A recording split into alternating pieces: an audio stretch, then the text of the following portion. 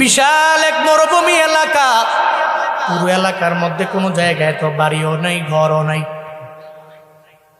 তাহলে যেহেতু বাড়িও নাই ঘরও নাই, কেমনে কবর খনন করবে, কেমনে ওই হাজিরে কবরের মধ্যে দাফন করবে, চিন্তায় পড়ে গেল। কুদালও নাই। 2-3 জনকে দায়িত্ব দেওয়া হলো, মরুভূমির অপর প্রান্তে গিয়া যদি কোনো একটা বাড়ি পাও, কুদালটা আইনা কবর খনন করো। চলে যায়। বাড়ির মধ্যে যাওয়ার পরে তাকায়া দেখে একটা ঘরের মহিলা কুদাল দিয়া বাড়ির আঙ্গিনা পরিষ্কার করে, কয়ে কুদাল তো পায়া গেলাম, কুদালের জন্যই তো আসলাম।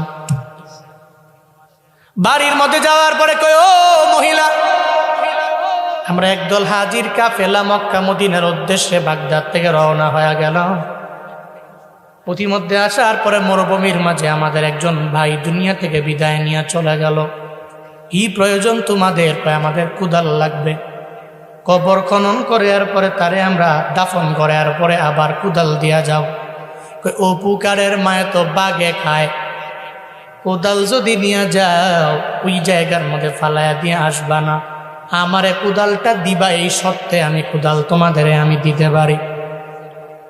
হাজিরা বলে, তোমার সত্য মেনে নিলাম, কুদাল দাও। 3 জন ব্যক্তি, 3 জন হাজি যখন কুদাল নিয়ে রওনা হয়ে যায়, জানাজাও শেষ হয়ে গেল, দাফন কাফন সব শেষ হয়ে গেল। হঠাৎ করে যখন দাফনের কার্যাদি সম্পাদন করার পরে হঠাৎ করে একজন আর একজনরে বলে, কুদালটা কই পায় না।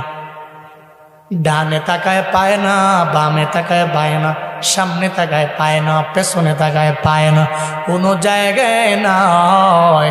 তাহলে কুদালটা গেল কোন জায়গায়? হঠাৎ করে একজনে বলে, ভুলে মনে হয় কবরের মধ্যে রেখে আসলাম। ওই মহিলার কাছে শর্ত দিয়া কুদাল আনছি। কুদালের কাজ শেষ হওয়ার পরে আবার মহিলাকে আইনা দিয়া যাব। এরপরে মহিলাকে দিয়া আমরা এরপরে হজ করার জন্য যাব। এখন মহিলার কুদালটা অবশ্যই কবর থেকে উঠে দেওয়া লাগবে, এর উপরে কুদালটা মহিলার দরবারে দেওয়া লাগবে।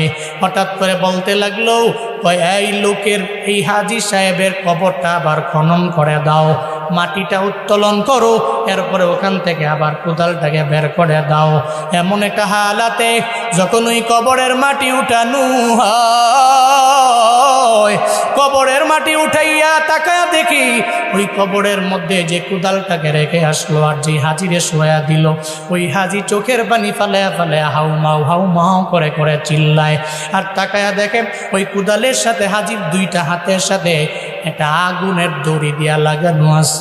এটা দেখার পরে সব হাজিরা বড্ড ভয় পেয়ে গেল। ওই কুদাল লাগবে না, আগের মতো আবার মাটি চাপা দিয়া দাও।